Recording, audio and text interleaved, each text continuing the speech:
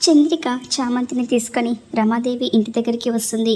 చామంతి, వద్దత్త, నాకు భయంగా ఉంది, నేను రాను అని అంటూ ఉంటే, ఏం కాదు రా చామంతి అని చంద్రిక చామంతిని తీసుకొని గుమ్మంలో అడుగు పెట్టబోతూ ఉంటే, ఇంతలో రమాదేవి చూసి ఆగు అని గట్టిగా అరుస్తూ ఉంటుంది.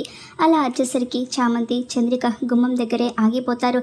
ఎంత ధైర్యం నీకు ఇంట్లోకి అడుగు పెట్టడానికి అని రమాదేవి గుమ్మం దగ్గరికి వచ్చి ఇక చామంతి గొంతు పట్టుకొని నొక్కుతూ ఉంటే, చంద్రిక వదలండి అమ్మగారు అని అంటూ ఉంటుంది.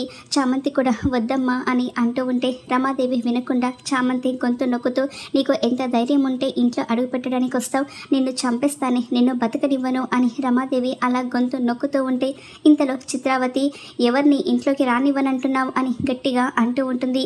ఇక ఎవరా అని రమాదేవి బయటికి చూసేసరికి ఎదురుగా చిత్రావతి చాలా కోపంగా చూస్తూ ఉంటుంది. చిత్రావతిని చూడగానే రమాదేవి, జగదీష్ ఇద్దరు కూడా షాక్ అయిపోతూ ఉంటారు.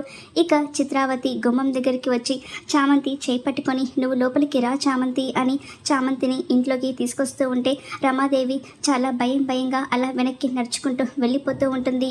ఇక ఎందుకు చామంతిని రానివ్వట్లేదు అని చిత్రావతి అంటూ ఉంటే, అది తను ఈ ఇంట్లోకి వచ్చే అర్హత లేదు అని రమాదేవి భయంగా చిత్రావతికి చెప్తూ ఉంటుంది. ఇక చామంతికి ఏం అర్థం కాక అలానే నిలబడి ఉంటుంది. చిత్రావతి చైర్లో కూర్చుని, మీ అందరికీ ఒక విషయం చెప్పన, చామంతి ఎవరో తెలుసా, రామచంద్రయ్య కూతురు అని చిత్రావతి నిజం చెప్పేసరికి రమాదేవి, జగదీష్ అందరూ కూడా షాక్ అయిపోతూ ఉంటారు. మరి చిత్రావతిని చూసి రమాదేవి ఎందుకు భయపడింది, చామంతి రామచంద్రయ్య కూతురు అని తెలిసి రమాదేవి ఎందుకు షాక్ అయ్యింది అనేది రాబోయే ఎపిసోడ్లో తెలుసుకో.